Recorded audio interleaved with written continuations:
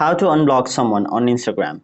Hey everyone, welcome back to another tutorial video. In today's video, I'll show you how you can unblock someone on your Instagram account. So first of all, open your Instagram app. And now for example, let's simply block a person. So let us block this person right over here.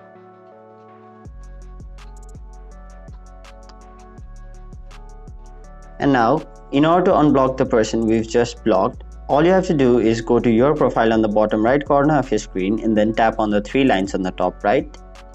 Now go to settings and then go to privacy. Now scroll all the way down and there you'll see an option named blocked accounts under connection. So simply tap on it and there it will provide you the list of all of the people whom you have blocked until now. So in order to block them, simply tap on the option unblock just right to their profile and then confirm by tapping unblock. So that is basically how you unblock someone on Instagram. That is it for this video. Hope this video was helpful to you guys, and if it was, make sure you like this video and subscribe to our channel so that you don't miss out on further videos such as these.